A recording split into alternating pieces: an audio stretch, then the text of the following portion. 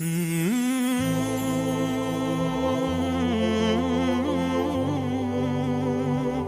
اللہ الرحمن الرحیم والصلاة والسلام علی رسولہ الکریم وعلی آلہ وصحبہ اجمعین۔ 19ویں صدی میں ساری دنیا میں اسلامی سلطنت کا شیرازہ بکھر گیا اور یورپ اپنی علمی قوت کی وجہ سے ناقابل تسخیر بنتا چلا گیا۔ ایک نسل علم کے لیے کھپی۔ نیوٹن جو اس کا سائنس کا نبی کہا جاتا ہے، نیوٹن، وہ اپنی چارپائی پر ایسے سیدھا پڑا رہتا تھا، کروٹ بدلے بغیر 18 گھنٹے ایسے پڑا۔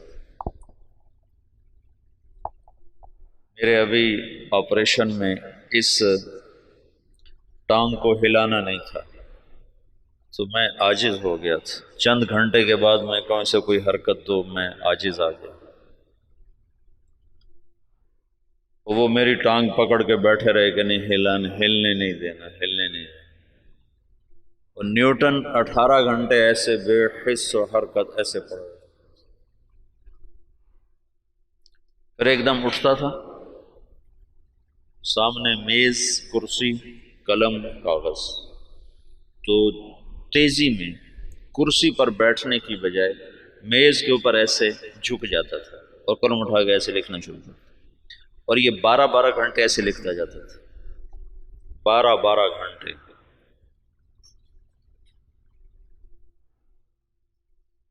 جس دن اس کی شادی تھی تو اس کا دوست اس کے پاس آیا کہ شادی پہ نہیں چلنا؟ تو اس نے پوچھا کس کی؟ کہا تمہاری؟ کہا میری؟ کب؟ کہا آج۔ کہا مجھے تو یاد ہی کوئی نہیں۔ آئنسٹائن نے بیوی سے کہا کھانا لاؤ، اور خود پڑھنے بیٹھ گیا۔ تو وہ آئی، جب یہ ہیوسٹن میں تھا، ہیوسٹن میں ہی مرا، 1955 میں مرا، تو اس نے کہا میں کھانا رکھ کے جا رہی ہوں۔ انہوں نے کہا ٹھیک ہے۔ اس نے میز پہ ایسے کھانا رکھ دیا، انہوں نے کہا ٹھیک ہے۔ تو اس نے ایسے اٹھا کے کھانا شروع کر دیا اور پڑھنا شروع کر دیا۔ تھوڑی دیر کے بعد اس کی بیگم آئی تو اس نے دیکھا کھانا ویسے پڑا ہوا ہے۔ انہوں نے کہا تم نے کھانا نہیں کھایا؟ کہا میں نے کھا لیا۔ کہا کب کھایا؟ کہا ابھی کھایا۔ کہا دیکھو یہ سارا ویسے ہی پڑا ہے۔ اس نے دیکھا تو سارے کا سارا ویسے ہی پڑا ہوا۔ تو اس نے کیا کھایا تھا؟ قریب ایک گلدان میں پھول تھے، پھولوں کا گلدستہ، تو وہ ہاتھ ادھر جانے کے بعد ادھر گیا تو وہ پھول ہی کھاتا رہا، کڑوے کسیلے، اور اس سے کوئی احساس نہیں ہوا۔ تو کتاب کھول چکا تھا۔ اس طرح اللہ نے ان کو علم دیا۔ اور مسلمان یقیناً زوال کا شکار تھے، بڑھاپا تھا، تو جو خلافت عثمانیہ تھی وہ دم توڑ چکی تھی۔ 1914 میں پہلی جنگ عظیم ہوئی جس میں ترکی نے جرمن کا ساتھ دیا۔ 1918 میں وہ بری طرح شکست پر ختم ہوئی۔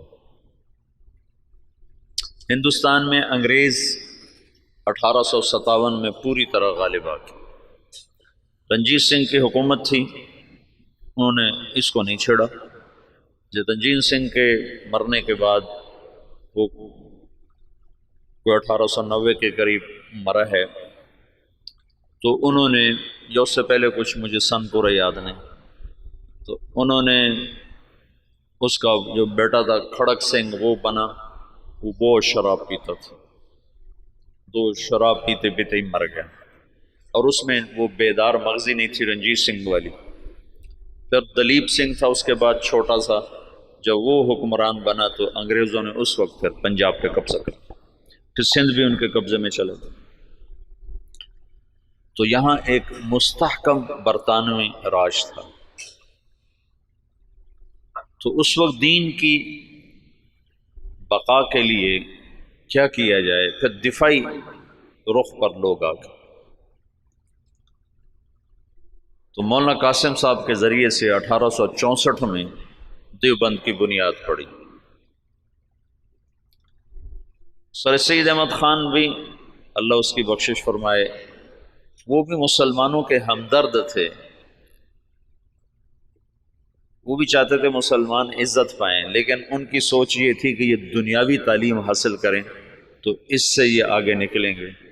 تو اس سوچ پر انہوں نے 1875 میں علی گڑھ میں اسکول کی بنیاد رکھی۔ یہ دونوں حضرات مولانا مملوک علی کے شاگرد ہیں دلی میں۔ 1880 میں مولانا الیاس صاحب پیدا ہو رہے ہیں۔ ان کے والد مولانا اسماعیل صاحب رحمۃ اللہ علیہ یہ صدیقی خاندان سے تھے، ان کی والدہ بھی صدیقی خاندان سے ہیں۔ یہ مظفر نگر کے تھے، والدہ کاندلہ کی تھی، یہ دوسری شادی سے تھے۔ نظام الدین میں ایک مغلوں کی عمارت بنی ہوئی ہے، 64 کھمبا اس کو کہتے ہیں، 64 کھمبا۔ اس کا جو گیٹ ہے، یہ جیسے ہمارا گیٹ چھتا ہوا ہے، آگے چھت ہے، ایسے وہ چھتا ہوا گیٹ ہے، اس کے اوپر ایک پرانی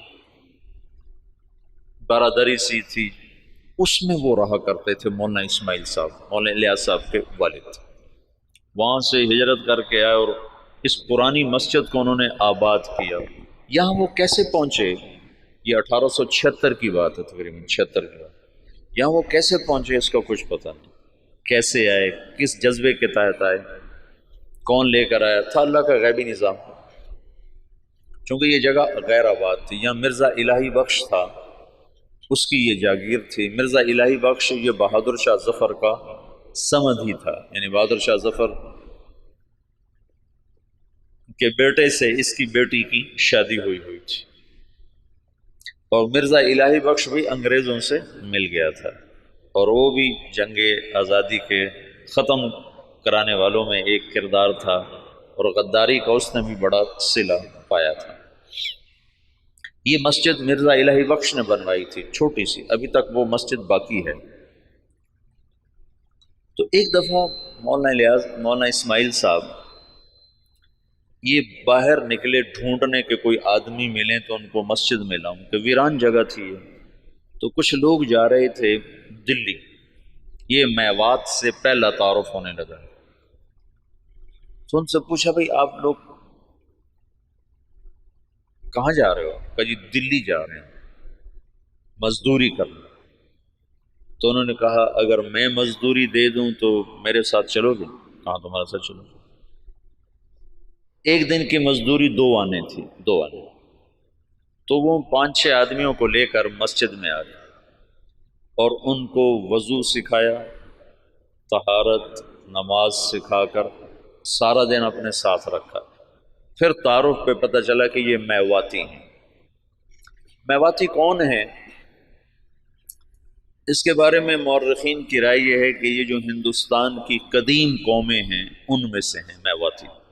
ایک تو ہے نا آریہ نسل جو وسط ایشیا سے آئے اور انہوں نے پورے ہندوستانی خطے پر قبضہ کیا۔ آریہ نسل کے لوگ راجپوت اور جاٹ یہ کہلائے، اور ان کی اور کئی قسمیں بنی۔ جو لوگ یہاں قدیم آباد تھے ان میں سے ایک قوم میو بھی ہے، یہ ہندوستان کی قدیم آبائی آباد قوم ہے، اور یہ بہت مار دھاڑ والے اور بہت زیادہ لڑائی مار کٹائی والے، لوٹ مار ان کا پیشہ تھا، کوئی مہذب زندگی ان کی نہیں تھی۔ مولانا محمد اسماعیل صاحب رحمۃ اللہ علیہ نے سب سے پہلے ان کو اپنا گرویدہ بنایا، تو انہوں نے جا کر واپس کہا کہ آج تو بڑے آسان کام ملے، صرف اٹک بیٹک تھی، نماز اور منہ ہاتھ دھونا تھا اور دعانے مل گئے۔ بڑے سارے وہ حیران ہو گیا، بڑا اچھا کام ملا بھائی، کوئی مسئلہ ہی کوئی نہیں، نہ کوئی پتھر توڑے نہ کوئی وزن اٹھایا، اور کام ہمارا بڑا چوکھا چوکھا ہو گیا۔ یہ ابتدا ہے۔ مولانا الیاس صاحب رحمۃ اللہ علیہ، یہ مولانا اسماعیل صاحب کا جو دوسرا نکاح ہے یہ 1868 میں ہوا، دوسرا نکاح۔ مولانا الیاس صاحب رحمۃ اللہ علیہ سے پہلے مولانا یحییٰ صاحب پیدا ہوئے، اور پہلی بیوی سے مولانا محمد صاحب تھے، اور 1880 کے آس پاس میں مولانا الیاس صاحب پیدا ہوئے اور 1898 میں مولانا اسماعیل صاحب کا انتقال ہو گیا، تو ان کی جگہ ان کے بڑے بیٹے مولانا محمد صاحب یہاں بیٹھے۔ 1918 میں ان کا بھی انتقال ہو گیا۔ مولانا الیاس صاحب رحمۃ اللہ علیہ کی 1912 میں شادی ہوئی۔ 1915 میں پہلا حج کیا اپنے شیخ مولانا خلیل احمد کے ساتھ، گنگوہ میں تعلیم حاصل کی۔ 1906 میں مولانا گنگوہی کا انتقال ہوا ہے، تو ان کے ہاں سکریہ دارالعلوم دیوبند میں آ گئے، وہاں تعلیم مکمل فرمائی۔ اور 1912 میں ان کی شادی ہوئی۔ 1915 میں پہلا حج مولانا خلیل احمد صاحب کے ساتھ تشریف لے گا۔ اس وقت یہ سہارنپور میں پڑھاتے تھے، اپنے شیخ کے ساتھ پڑھاتے تھے۔ مولانا خلیل احمد صاحب رحمۃ اللہ علیہ وہیں رہ گئے، ہجرت کر کے گئے تو وہ واپس نہیں آئے۔ باقی حضرات واپس آؤ نہیں، اس وقت نہیں، ساتھ ہی واپس آئے، بعد میں گئے۔ تو 1918 میں مولانا محمد صاحب کا انتقال ہوا، تو مولانا الیاس صاحب رحمۃ اللہ علیہ وہاں تشریف لائے، جنازے میں شرکت فرمائی۔ تو مقامی لوگوں نے، میواتیوں نے کہا کہ اب یہ جگہ خالی ہے تو اس کو آپ آباد کریں۔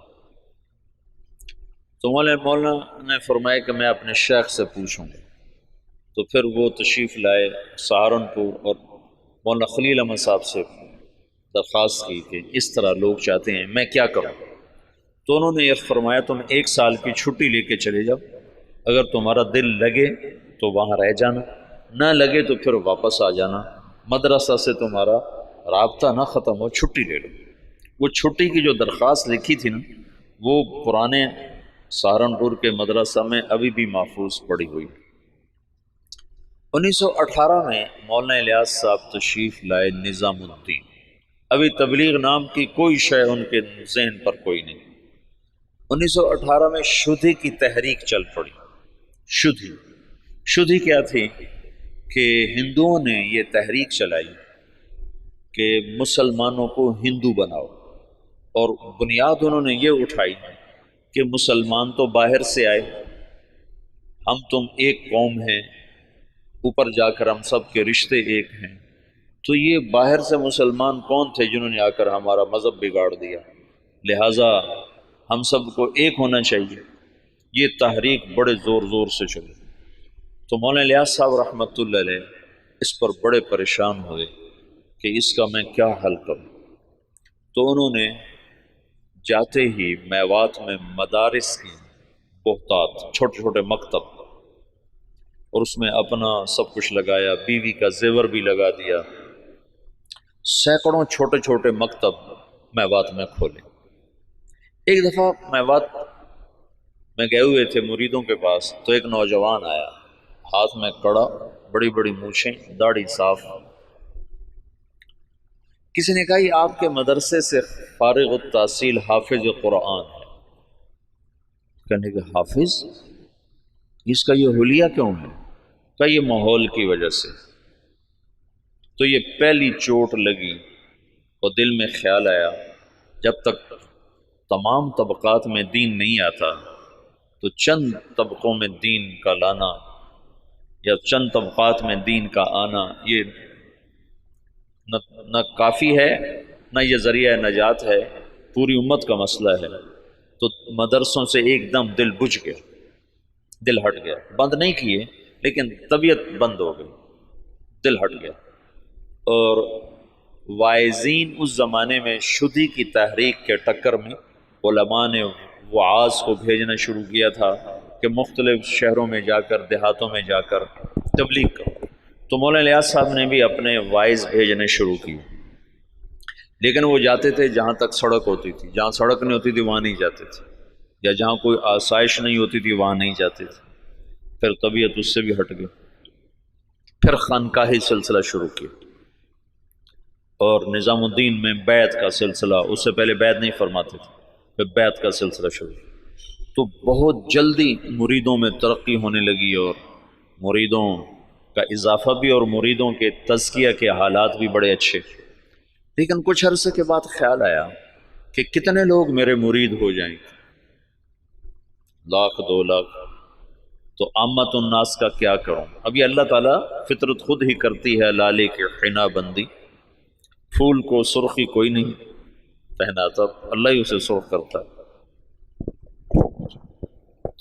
تو طبیعت ہٹ دی گئی، مدرسوں سے ہٹ گئی، خانقاہ سے ہٹ گئی کہ خانقاہ بھی ایک جزئی کام ہے، مدرسہ بھی ایک جزئی کام ہے، اور واعظ تقریر بھی ایک، پیسے دو تو جاتے ہیں، پیسے نہ دو تو جاتے نہیں۔ تو بے قراری بڑھتی گئی اور کوئی حل نظر نہیں آیا۔ تو 1926 میں، اس سے قبل مولانا خلیل صاحب وہ ہجرت کر کے اور تشریف لے گئے، مدینہ منتقل ہو گئے تھے۔ تو 1926 میں حج پہ تشریف لے گئے، ہجرت کی نیت کر کے کہ میں اب واپس نہیں آؤں گا، وہیں رہوں گا۔ 1925 میں گئے تھے، 1926 میں واپس آئے۔ یہ نیت کر لی تھی کہ اب میں واپس نہیں آؤں گا، ادھر ہی رہوں گا۔ جب یہ مکہ پہنچے تو ان کو خواب میں اللہ کے رسول کی زیارت ہوئی۔ تو انہوں نے پوچھا یا رسول اللہ، میں امت کی بہتری کے لیے کیا کروں، امت کی ہدایت کے لیے کیا کروں؟ تو اللہ کے رسول نے فرمایا جیسے میں نے مکے میں کام کیا تھا تم ویسے کام کرو۔ انہوں نے آگے عرض کی مجھے تو پتہ نہیں مکے میں آپ نے کیسے کام کیا تھا۔ تو اللہ کے نبی نے فرمایا مکی صورتوں میں غور کرو، اللہ تمہیں سکھائے گا۔ یہ مکہ میں دیکھا۔ پھر مدینہ پہنچے تو وہاں پھر اللہ کے رسول کی ضرورت، تو آپ نے ارشاد فرمایا اللہ تم سے کام لے گا، تم واپس جاؤ، واپس اور میرے پاس آؤ۔ تو انہوں نے مولانا خلیل احمد صاحب سے یہ خواب ذکر کیا، وہ وہیں منتقل ہو گئے تھے۔ انہوں نے حضرت مدنی رحمت اللہ علیہ کو، مدنی کیوں کہتے ہیں حسین احمد مدنی، یہ اپنے والد، ان کے والد اپنے پورے خاندان سمیت مدینہ ہجرت کر گئے تھے، پھر ان کا سارا خاندان مدینے میں آباد رہا، یہ بھی مدینہ میں رہے، پھر ہندوستان کے حالات کو دیکھ کر دوبارہ واپس آ گئے تھے، اور یہ کہا تھا کہ میں مسلمانوں کو تنہا نہیں چھوڑ سکتا، میں مدینے میں رہوں اور مسلمان مشقت میں ہوں۔ تو مدینے کا قیام قربان کیا تھا اور واپس تشریف لے آئے ہندوستان۔ یہاں اللہ نے ان سے بہت بڑا کام لیا، تو اس لیے ان کو مدنی کہتے ہیں۔ تو ان کے بھائی تھے سید احمد، وہ وہاں پہلے انہوں نے اتنا فقر دیکھا کہ حضرت مدنی فرماتے ہیں میرے والد سبزی منڈی جاتے تھے شام کو، تو جو سبزی وہاں گلی ہوئی سڑی ہوئی لوگ پھینک کے چلے جاتے تھے نا، وہ اٹھا کے لاتے تھے، پھر اس کو صاف کر کے خالی ابال کے ہم کھاتے تھے کہ اس میں نمک مرچ ڈالنے کا بھی سکت نہیں تھی، اس طرح شروع کے دن تھے۔ لیکن سید احمد کو اللہ نے صلاحیتیں دیں، انہوں نے شاہ عبدالعزیز سے پتہ نہیں کیسے تعلق بنایا، وہ الگ داستان ہے۔ ان کے بیٹے سید حبیب نے اس سے بھی آگے، اب ان کی نسل وہاں اربوں پتی، بڑے بڑے ان کے محل ہیں، یہ تمہارے حسنین کو 4 گنا کریں تو تب ان کا محل بنتا ہے، اس سے بھی 4 گنا بڑی 4 دیواری ہے جس میں وہ رہ رہے ہیں، احد کے قریب ان کے محلات ہیں۔ تو انہوں نے سید احمد سے ذکر کیا، تو انہوں نے جو مسجد نبوی کے اس وقت منتظم تھے ناظم اعلیٰ، ان سے ذکر کیا، تو انہوں نے عشاء کے بعد جب مسجد بند کر دی تو مولانا الیاس صاحب کو بلا کر جالی کا دروازہ کھول کے اندر بھیج دیا، تو اندر جالی اور روزے کے درمیان کوئی چاروں طرف دیوار ہے، دروازہ کوئی نہیں، یہ نور الدین زنگی نے اس کو چاروں طرف سے بند کروایا تھا، اور نیچے سیسا پگھلا کے ڈالا تھا۔ جب وہ کچھ لوگ آ کر لاش نکالنے کا منصوبہ لے کر آئے تھے،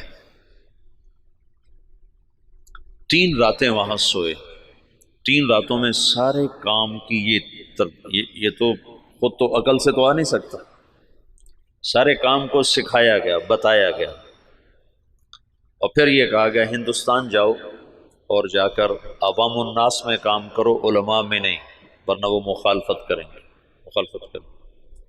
تو پھر یہ وہاں سے واپس تشریف لائے، 1926 میں پہنچے ہیں اور پہلے علماء کو جمع کیا اور ان کے سامنے یہ بات رکھی کہ میں یوں کام کرنا چاہتا ہوں، تو کسی ایک نے بھی موافقت نہیں کی سوائے مولانا مدنی صاحب اور مفتی کفایت اللہ صاحب رحمۃ اللہ علیہ۔ ان دو حضرات نے بات کو لیا اور سمجھا اور کہا کہ ہاں یہ تو دعوت والا کام ہے، لیکن یہ کرے گا کون؟ کہا یہ تو اللہ کرے گا، میرے ذمہ جہد ہے۔ پھر وہ بندہ فنا فی تبلیغ ہو گیا ہے اور دیوانگی چھا گئی، دیوانگی۔ ایک دفعہ بیان کر رہے تھے،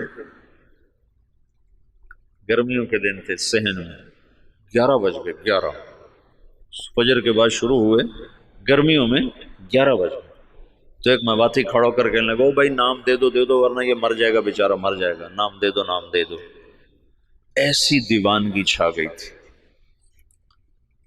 اور کوئی شکل نہیں، کوئی جانتا نہیں، اور آگے سامنے میواتی ہیں جن کو دین کی خبر ہی کوئی نہیں، کلمہ نماز کا نہیں پتا، تو دعوت کیسے دیں گے؟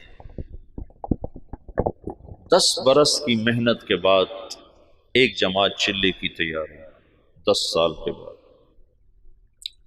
تو ان کو ہدایات دی، پھر ان کو روانہ کرتے کرتے 5 میل ان کے ساتھ پیدل چلتے گئے، پیدل چلتے گئے۔ مولانا سعید خان صاحب سے یہ بات میں نے بہت دفعہ سنا، جب ان کو رخصت کرنے لگے تو کہنے لگے کہاں جا رہے ہو؟ ان کا جی دلی جا رہے ہیں۔ کہنے لگے نہیں، لندن پہ چوٹ پڑ گئی، امریکہ پہ چوٹ پڑ گئی، ساری دنیا میں ہدایت کا فیصلہ ہو گیا۔ ایک دفعہ عبدالعال صاحب تشریف فرما تھے، کہنے لگے ہم 5-6 آدمی بیٹھے ہوتے تھے مولانا الیاس صاحب کے آگے، 6-7 اور وہ ہم سے کہتے کہ بھائی ساری دنیا میں جماعتیں بھیجنی ہیں، مشورہ دو کیا کیا جائے۔ تو ہمیں خیال آتا کہ مولانا صاحب بیچارے کتنے پاگل دیوانے ہیں اور شیخ چلی کی باتیں کرتے ہیں کہ ہم 6-7 آدمی بیٹھے ہیں اور ہمیں کہہ رہے ہیں کہ ساری دنیا میں جماعتیں بھیجنی، مجھے مشورہ دو ہمیں کیا کرنا چاہیے۔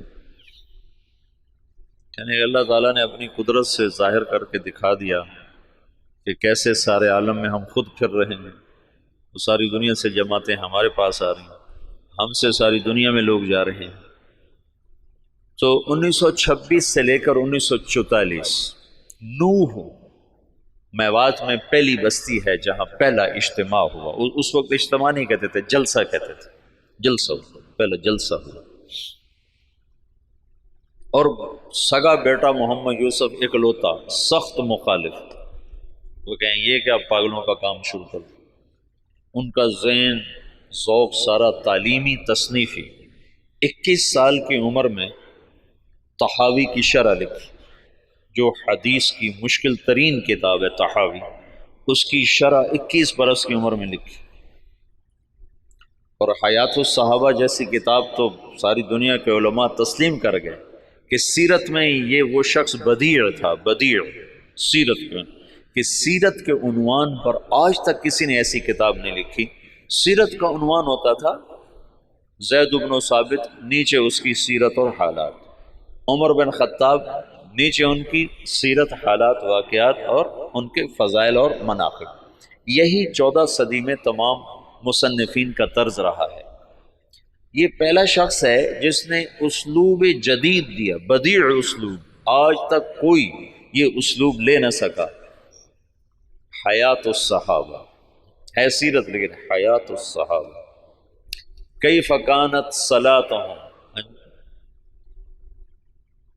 کیف کان علمہم، کیف کان جہادہم، اس کے نیچے کئی صحابہ کے واقعات۔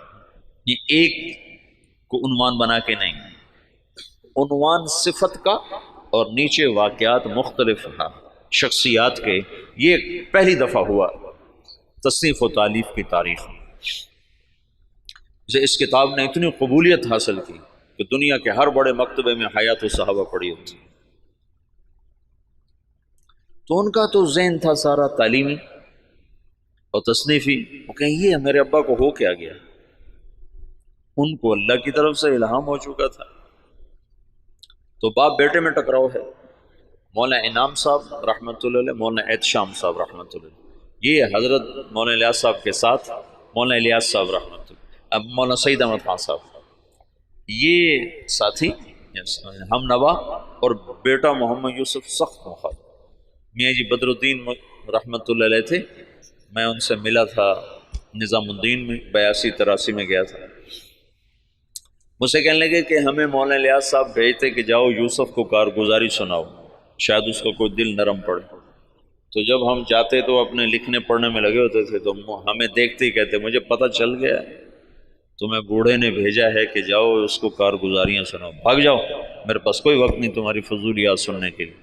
کہ ہمیں بھگا دیتا تھا مولوی حسن، کہتا تھا مجھے پتہ ہے تمہیں بڈھے نے بھیجا ہے کہ جاؤ اسے کہانیاں سناؤ، میں نہیں آتا تمہاری کہانیوں میں۔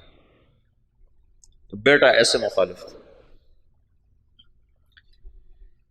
اور علماء عوام خواص بھول چکے تھے کہ دعوت فرض منصبی ہے۔ وَكَذَلِكَ جَعَلْنَاكُمْ أُمَّةً وَسَطًا لِتَكُونُوا شُهَدَاءَ عَلَى النَّاسِ، یہ تو شہداء علی الناس کا فریضہ پوری امت کے ذمے ہے، اور سارا عالم ہمارے ذمے ہے۔ میاں جی بدر الدین، یہی بدر الدین بتاتے ہیں، میں بیان کر رہا تھا تو سامنے کچھ لوگ بیٹھے تھے 10 12 15، تو پیچھے سے مولانا الیاس صاحب آ گئے، کہنے لگے بدر الدین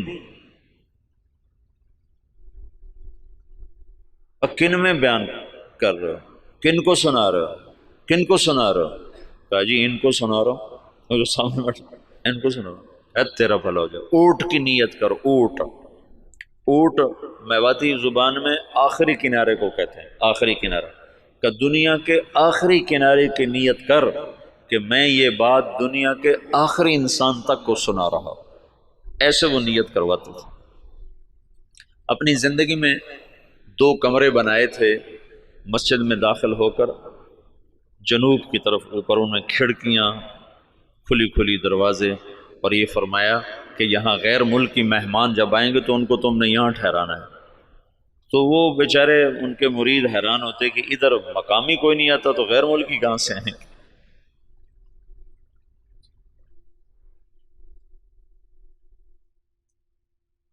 میاں جی دین محمد تھے جو حضرت مولانا الیاس صاحب کے ابتدائی خدام میں تھے، اور جو جماعت مولانا الیاس صاحب نے حضرت تھانوی کے خانقاہ تھانہ بھون بھیجی تھی، اس میں وہ اس جماعت میں ان کی تشکیل تھی۔ وہ کہتے ہیں، ایک دفعہ مجھ سے کہنے لگے کہ مولوی صاحب ہمیں حضرت جی کہتا تھا تم امریکہ جاؤ گے، امریکہ۔ تو ہم تو اتنے سیدھے سادے دیہاتی تھے کہ ہم یوں سمجھتے تھے امریکہ دلی سے آگے کسی شہر کا نام ہے، دلی سے آگے کسی شہر کا نام ہے جو ہمیں کہتا ہے کہ تم امریکہ جاؤ گے۔ یہ تمہیں بعد میں پتہ چلا وہ تو دنیا ہی اور ہے جہاں وہ کہتا تو تم جاؤ گے۔ تو جہاز کچھ نہ کچھ اس زمانے میں چل گئے تھے، تو کبھی اوپر سے کوئی جہاز گزرتا تو اس کو میواتی میں کہتے تھے اڑن کھٹولا۔ تو مولانا الیاس صاحب کہتے ہیں ان اڑن کھٹولوں میں تم تبلیغ کرنے جاؤ گے۔ تو ہم تو گدھوں پہ سوار ہونے والے تھے، ہم کہیں مولوی الیاس ہمارا مذاق اڑاتا ہے کہ ہم تو گدھوں پہ سوار ہونے والے، ہم اڑن کھٹولوں میں کہاں بیٹھیں گے؟ تو اللہ نے ان کو اڑن کھٹولوں میں بٹھایا۔ تو ابتدائی ادھر 1926 میں 1918 میں مولانا الیاس صاحب آ کر بیٹھے ہیں نظام الدین، اور 1918 میں برطانوی فوجیں مشرق وسطیٰ میں داخل ہوئی ہیں، اور 1919 میں شام فتح ہوا ہے۔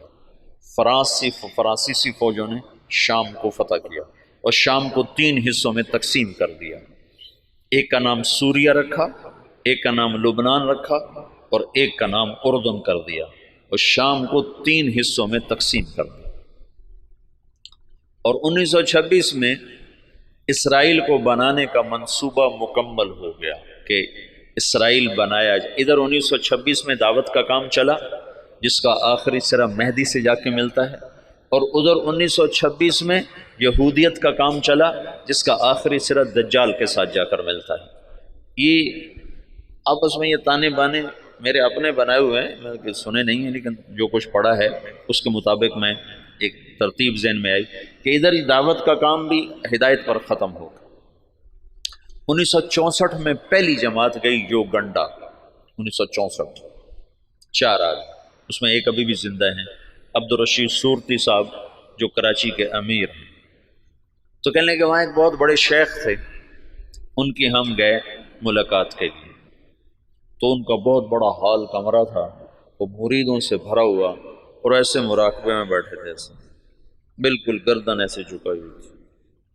ہم 4 آدمی کمرے میں داخل ہوئے، اور یہ پہلی جماعت ہے، آج تک کوئی کسی کو پتہ ہی نہیں کہ تبلیغی جماعت پاکستان میں کوئی نہیں جانتا تھا 1964 میں، باہر کون جانتا، اور یوگنڈا۔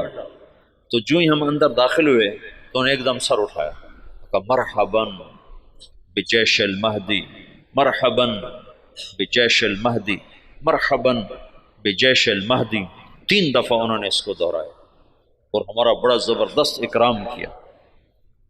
تو دعوت کی انتہا وہاں جاتی ہے، اور یہودیت کی انتہا دجال تک جاتی ہے۔ یہ دونوں طاقتیں جب ٹکرائیں گی تو اللہ دجالی فتنے کو ختم فرمائے گا، اور ایمان اور ایمان والوں کو اللہ تعالیٰ عزت اور بلندی عطا فرمائے گا۔ یہ دونوں ایک وقت میں شروع ہوئے۔ 1926 میں جب ان کا اقتدار مستحکم ہو گیا تو انہوں نے یہ طے کیا کہ یہودیوں کو دوبارہ لا کے آباد کیا جائے، اور یہاں ایک اسرائیلی یہودی ریاست بنائی جائے، سیہونی تحریک جس کو کہتے ہیں، سیہون ایک پہاڑ ہے جہاں داؤد علیہ السلام عبادت کیا کرتے تھے بقول ان لوگوں کے، تو سیہون کے نام سے سیہونی تحریک نے اپنا نظام چلایا، تو اسرائیل وجود میں آیا۔ اس کا آخری سرا دجال کے ساتھ ملتا ہے، لد، باب و لد جو ان کا سب سے بڑا اڈا ہے جہاں دجال قتل ہوگا۔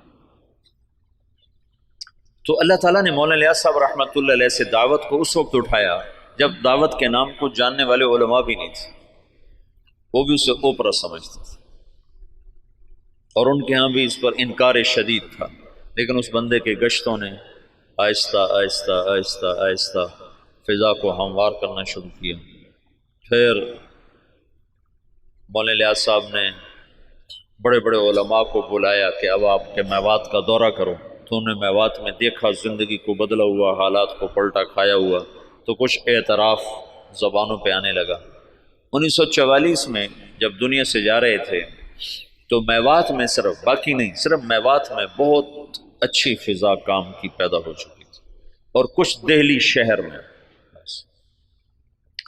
عبدالعال صاحب مولانا الیاس صاحب کی وفات سے 6 مہینے پہلے پہنچے ہیں نظام الدین، پھر اس کے بعد تبلیغ کے ہو کے رہ گئے، پھر ساری زندگی اور کوئی کام نہیں۔ مولانا الیاس صاحب کے اس وقت 6 ماہ باقی تھے، اور اس وقت وہ شدید بیمار تھے۔ جب عبدالعال صاحب کو پتہ چلا، یہ وہاں دلی میں نوکری کرتے تھے، ان کو پتہ چلا کہ نظام الدین میں کوئی بزرگ ہیں جو لوگوں کو نمازی بناتے ہیں۔ اس وقت یہ شروع میں ہم نے بھی ایسے ہی سنا کہ ایک تبلیغی جماعت ہے جو لوگوں کو نمازی بناتی ہے۔ تبلیغ کی گہرائی تو کیا زبردست چیز ہے۔ تو کہنے لگے میں دیکھنے گیا کہ بھائی وہ کیسے نمازی بناتے ہیں، تو بس وہ جو پہلی دفعہ گئے تو وہیں کے ہو کے رہے۔ مولانا سعید خان صاحب کو 4 سال کی صحبت نصیب ہے، مولانا الیاس صاحب کی صحبت میں 4 برس رہے، مسلسل 4 برس گزارے۔ مولانا عبید اللہ صاحب رحمۃ اللہ علیہ وہ تو بہت پہلے فوت ہو گئے تھے، 1989 میں فوت ہو گئے تھے، تو ان کو بھی کافی لمبا عرصہ مولانا الیاس صاحب کی صحبت نصیب رہی۔ بیٹے مخالف تھے، تو 1944 میں جب مولانا الیاس صاحب کا انتقال ہونے لگا ہے تو انہوں نے مولوی یوسف صاحب کو بلا کر کہا بیٹا آجا مل لے میں جا رہا۔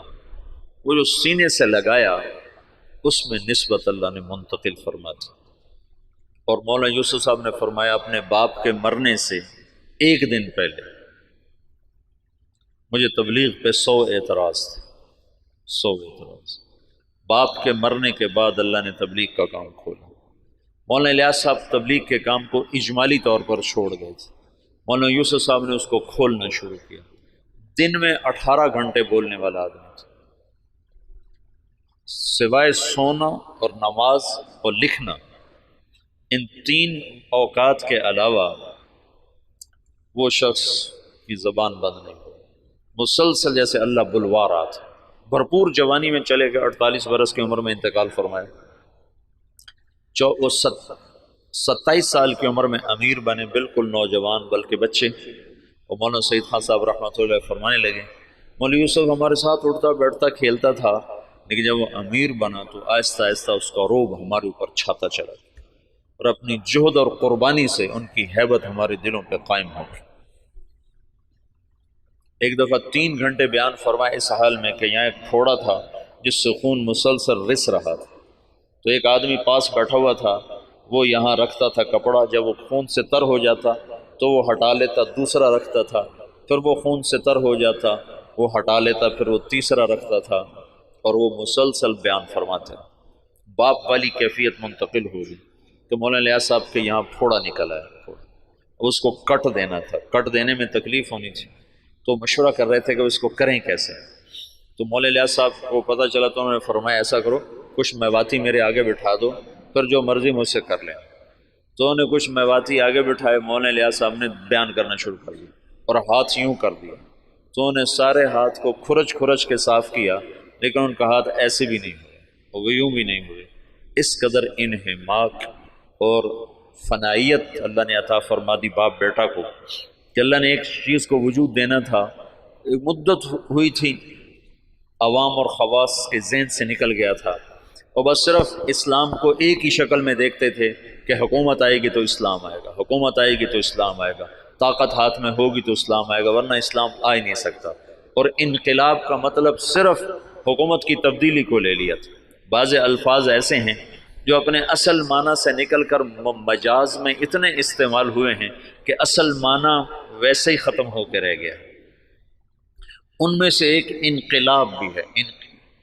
انقلاب تو قلب سے ہے، قلب پر الف نون لگ کر باب انفعال بنا ہے. انقلاب ہے پلٹ جانا، دل کا پلٹ جانا. جب قلب سے ہے تو ادھر زیادہ جوڑ ہونا چاہیے، لیکن پھر کثرت استعمال ہوا انقلاب کا حکومت کے بدلنے پر. حالات کے انقلاب آ گیا، حکومت بدل گئی، انقلاب آ گیا، پیپل پارٹی آ گئی، انقلاب آ گیا، نون لیگ آ گئی، انقلاب آ گیا، قاف لیگ آ گئی. تو انقلاب جیسے برباد، وہ تو برباد ہو گیا. برباد، برباد کا کیا مطلب ہے؟ برباد کا مطلب ملے جس کا نقصان ہو جائے وہ تو برباد ہو، جس کا کوئی بہت بڑا حادثہ ہو جائے وہ تو برباد ہو گیا، جس کا کاروبار بیٹھ جائے وہ تو برباد ہو گیا. حالانکہ برباد یہ مرکب ہے، فارسی کا لفظ ہے، مرکب ہے. بر باد، بر باد، بر الگ ہے، باد الگ ہے. بر کہتے ہیں اوپر اور باد کہتے ہیں ہوا کو. تو بر باد کا مطلب ہے ہوا کے اوپر. یہ مطلب تمہیں معلوم تھا پہلے کبھی؟ یہ اپنے اصل مطلب میں کبھی استعمال ہی نہیں ہوا. بر باد، جس کی دکان بیٹھ جائے وہ ہوا میں اڑ رہا ہوتا ہے. یہ تو ایک تعبیر ہے کہ جیسے پتا ٹوٹتا ہے نا، پتا ٹوٹتا ہے پھر وہ ہوا کے رحم و کرم پر ہو جاتا ہے، اس کی کوئی منزل نہیں رہ جاتی نا. ہوا کے جھونکے جدھر لے جائیں وہ ادھر کو اس کی سمت ہو جاتی ہے. ایسی جو کسی نقصان میں حالات کی جکڑ میں آتا ہے تو اس کو کوئی رہ نہیں جاتا، اپنے بھی آنکھیں پھیر جاتے ہیں، خون بھی سفید ہو جاتے ہیں. تو وہ ایسے ہو جاتا ہے جیسے ہوا کے دوش پر کہ کوئی اس کا پرسان حال کوئی نہیں. تو اس لیے برباد کو وہاں سے یہاں ڈال دیا گیا. تو پچھلے 200 سال سے انقلاب کا لفظ بھی صرف اور صرف حکومت کی تبدیلی پر بولا جاتا ہے، حالانکہ انقلاب اصل معنی میں تو دل کا بدل جانا ہے. انقلب، دل بدل گیا. تو پچھلے 200 سال سے یہ ذہن بن گیا ہے کہ بغیر حکومت کے نہ دین آ سکتا ہے نہ حالات سدھر سکتے ہیں. مولانا الیاس صاحب نے اس کو رد کر کے دکھایا کہ نہیں، دین دعوت سے آتا ہے، حکومت سے نہیں آتا. اور دعوت تمام شعبوں کو زندہ کرنے کا واحد راستہ ہے. نبی جب آتا ہے تو سامنے کتنے شعبے ہیں جو بگڑے ہوئے ہوتے ہیں، وہ صرف دعوت کو زندہ کرتا ہے، شعبے خود زندہ ہو جاتے ہیں. جیسے صحت کو زندہ کر دیا جائے تو جسم کے سارے شعبے خود زندہ ہو جاتے ہیں. قوت کو بحال کر دیا جائے تو جسم کے سارے شعبے خود بخود بحال ہو جاتے ہیں. قوت بحال نہ ہو تو اس کو دوڑایا جائے تو بیچارہ کیسے دوڑے گا؟ کہ یہ جو امت ہے یہ اس بیمار بوڑھے گھوڑے کی طرح ہے، اس پر اسلام کہاں سے آئے؟ اس کی جوانی کو لوٹایا جائے گا تو اس پہ اسلام آئے گا۔ حکومت اسلام نہیں لا سکتی، ناممکن ہے۔ زیادہ زیادہ نماز پہ دکانیں بند کرا دے گی، تو کوئی بے وضو پڑھ لے تو پھر کیا کروں؟ میرے اپنے اسکول کا واقعہ نہیں تو میں سناتا ہوں، جب میں سینٹرل ماڈل اسکول میں تھا تو خود میں نے بے وضو نمازیں پڑھی۔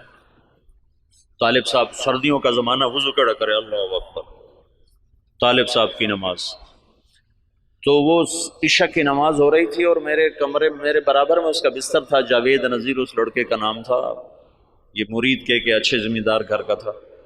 تو اس میرے پاس آ کر کھڑا ہوا اور اس نے آ کر 4 رکعت نماز عشاء کی نیت باندھی، 4 رکعت نماز عشاء واسطے طالب حسین دے، اللہ اکبر۔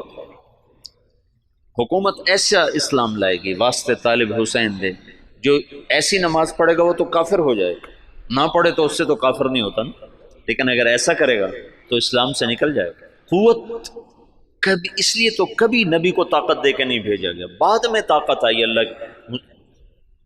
جو اللہ کے نبی کو حاصل ہوئی بعد میں ہوئی، پہلے تو فقیر بن کے کھڑے ہوئے کہ نہ کوئی مال کے لالچ میں کلمہ پڑھے، نہ کوئی تلوار کے خوف سے کلمہ پڑھے، صرف اللہ کے تاثر سے کلمہ دل میں اترے۔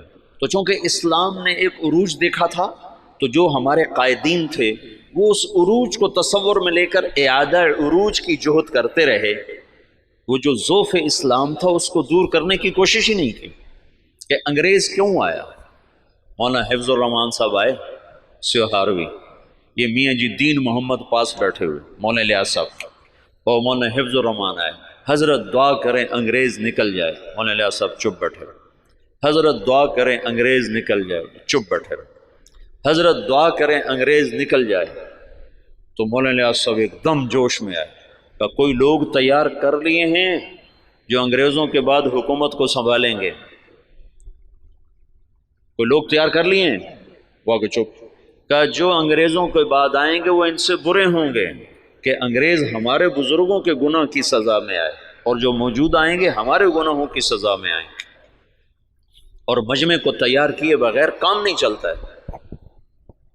تو انگریز تو چلا گیا، لیکن جتنا اسلام پاکستان میں ذبح ہوا، مدنی فرمایا کرتے تھے ہندوستان میں مسلمان ذبح ہوں گے اور پاکستان میں اسلام ذبح ہوگا۔ یہ مولانا الیاس صاحب نے پرانا سبق زندہ کیا کہ دعوت وہ واحد سبب ہے جس سے دین آتا ہے، اور میں چلنا ہی نہیں چاہتا تو مجھے زبردستی کیسے چلاؤ گے؟ تم مجھے زبردستی نماز پڑھاؤ گے تو کتنی پڑھا لو گے؟ اور جو 90% اخلاقیات ہیں وہ کیسے لاؤ؟ ماں کی خدمت کیسے کرواؤ؟ باپ کے آگے چپ رہنا کیسے سکھاؤ؟ بیوی سے حسن سلوک کیسے سکھاؤ؟ وفاداری کیسے سکھاؤ گے؟ رات کو اللہ کے سامنے رونا کہاں سے لاؤ گے؟ جب تم زانی کو کوڑے مارو گے، شادی شدہ کو سنسار کرو گے اور بازار بند کرا دو گے، ٹھیک ہے ہو گئے بند، لیکن نماز کس کو پڑھاؤ گے؟ مجھے مدینہ میں ایک نوجوان ملا، دیرہ غازی خان کا، کہنے لگا 10 سال سے مدینے میں بغیر وضو کے نماز پڑھی، 10 سال۔ کہیے تو میں نے تمہاری کیسٹیں سنی تو مجھے ہدایت ملی ہے، تو میری بخشش ہو جائے گی؟ میری بخشش ہو جائے گی؟ تو 10 سال مدینے میں بغیر وضو کے نماز پڑھی۔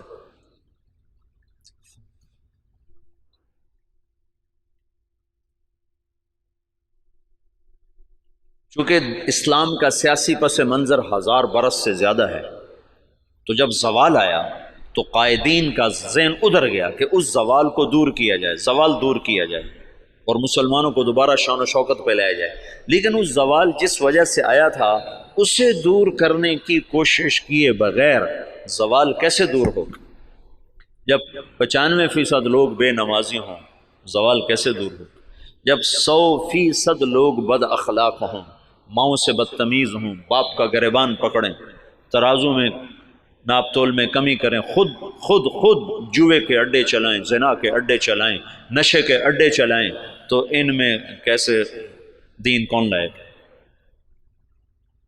تو جب اندر ایمان اترتا ہے تو پھر سارے شعبے زندہ ہو جاتے ہیں۔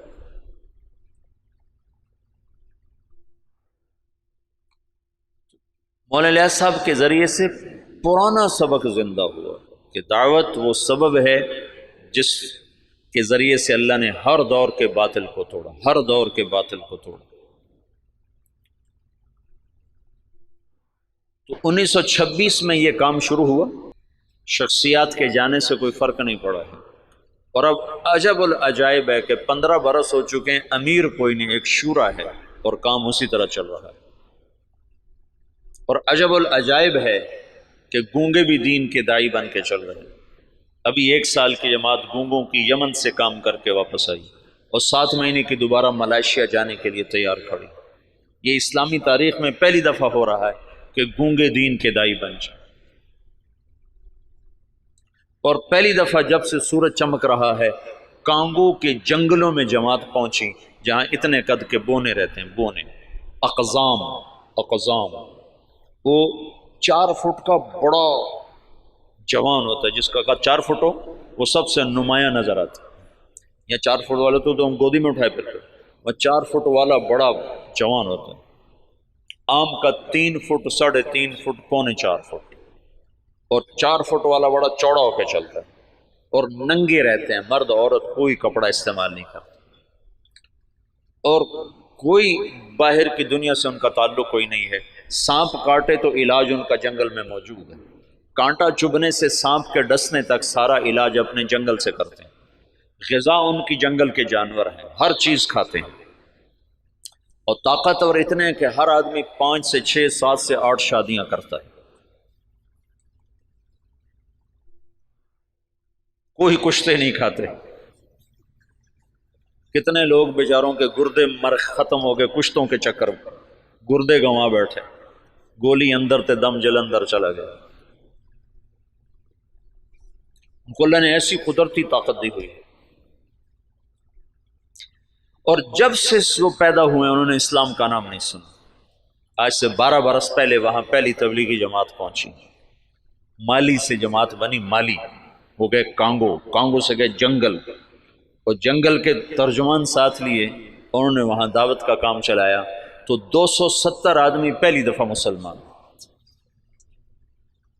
اور ان کو لباس، وہ بیچارے لباس پہن کے اوکھے ہو گئے، ایک ہی کیتا جو سڑے نال ہے، اوکھے ہو گئے، اوکھے ہو گئے۔ تو ان میں ایک ان کا سردار، وہ حج کرنے کے لیے آج سے کوئی 8-9 سال پہلے حج کے لیے، تو کچھ علماء تھے جو تبلیغ کے بڑے مخالف تھے، تو ایک ہمارے دوست ہیں حسن کیمرونی، یہ حسن کیمرون کے کیمرون سے جماعت گئی، مالی نہیں، کیمرون سے جماعت گئی۔ تو حسن کیمرونی ہے، وہ مدینہ میں پڑھے ہیں، پھر ریاض سے PhD کی ہے، بڑا فاضل آدمی ہے، وہیں رہتا ہے۔ تو اس نے مجھے یہ سارے حالات سنائے، وہ خود بھی اس میں شریک تھا، تو وہ اس بونے کو لے کر گئے ان علماء سے، تو ان کا تبلیغ والے یہ کرتے ہیں، تبلیغ والے یہ کرتے ہیں، یہ کرتے ہیں، یہ کرتے ہیں۔ ان کا یہ سب کچھ جو کرتے ہیں بالکل صحیح ہے، ان پر یہ سارے اعتراض ٹھیک ہیں، پر اس بونے کی کارگزاری سن لو کہ تبلیغ والے یہ بھی کرتے ہیں۔ جب انہوں نے سنے حالات تو وہ سارے رونے لگے اور کہنے لگے تبلیغ حق ہے، ہم نفس پرستی کا شکار، اور اب ان کی تعداد تقریباً کوئی 5000 کے قریب ہو چکی ہے، وہ 270 سے اب 5000 تک پہنچ چکے ہیں۔ جب یہ واحد تحریک ہے، پہلے خیر القرون کو چھوڑنے کے بعد، خیر القرون کا کوئی ٹکر نہیں، خیر القرون کے بعد یہ پہلی دفعہ دنیا میں ایسا ہوا ہے کہ کسی تحریک نے 6 بر اعظم کے مسلمانوں کو متاثر کیا۔ اس سے بڑی تحریک آج تک نہیں اٹھی، نہ اتنی شخصیتیں بہت بھاری بھاری اٹھ ہیں، ان کے سامنے مولانا الیاس صاحب کی شخصیت کوئی بڑی نہیں ہے، لیکن جو کام مولانا الیاس سے اللہ نے لیا ہے، یہ خیر القرون کے بعد کوئی ایسا کام نہیں کر سکتا جس میں اتنی وسعت ہو کہ وہ فیجی مشرق میں آخری کنارہ اور ہوائی مغرب میں آخری کنارہ، اور دونوں طرف سے لوگ سمٹ کے رائے میں پہنچ کے دین سیکھ رہے ہیں، یہ پہلی دفعہ دنیا میں ہے۔ ایک تو گونگے ہیں نا، چلو گونگا تو صبر کرتا، اسے آتا کچھ نہیں۔ مجھے کتنے لوگ ملے افریقہ سے آئے 4 مہینے لگا رہے ہیں، اور ایک وہاں سے آیا ارجنٹائن سے 4 مہینے لگا رہا تھا، وہ اسپینش جانتا تھا، اور وہ ہمارے پاس کوئی ترجمان نہیں تھا اسپینش زبان کا، پورے 4 مہینے بغیر ترجمان کے گزار کے چلا گیا۔ تم 4 دن گزار کے دکھا دو مولوی صاحبان، 5ویں دن تم نظر نہیں آؤ گے۔ 4 مہینے ایک لفظ نہیں سمجھا۔ میں نے ایک سے پوچھا، میں نے کہا تمہیں کیا فائدہ ہوتا ہے، تم سمجھ تو کچھ آتا نہیں؟ تو اس نے کہا ادھر اثر ہوتا ہے، ادھر اثر ہوتا ہے۔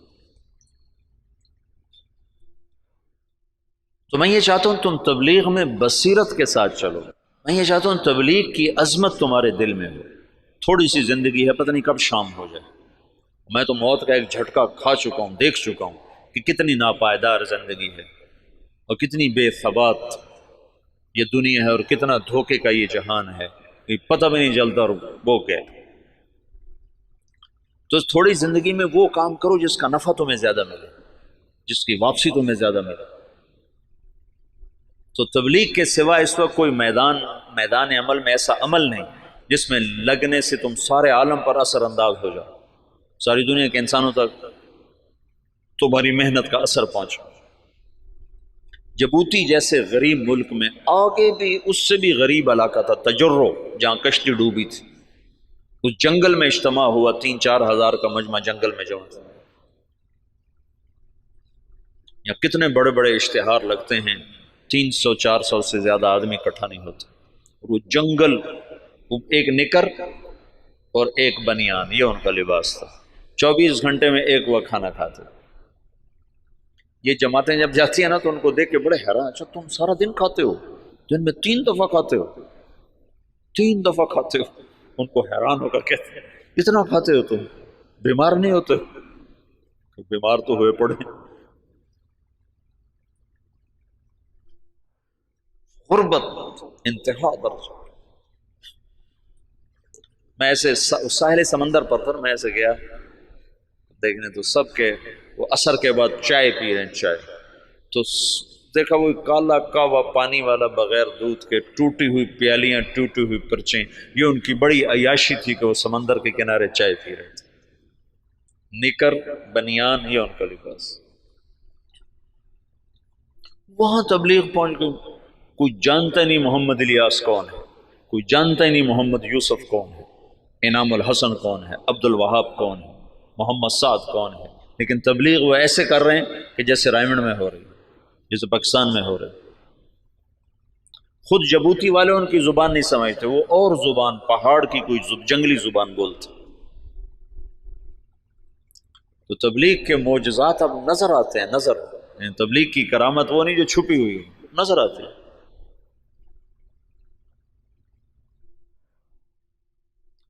تو میں یہ چاہتا ہوں کہ تم بصیرت کے ساتھ اس میں چلو تاکہ تم نفع اٹھاؤ، تم اللہ کا قرب حاصل کر سکو، اللہ کی محبت حاصل کر سکو۔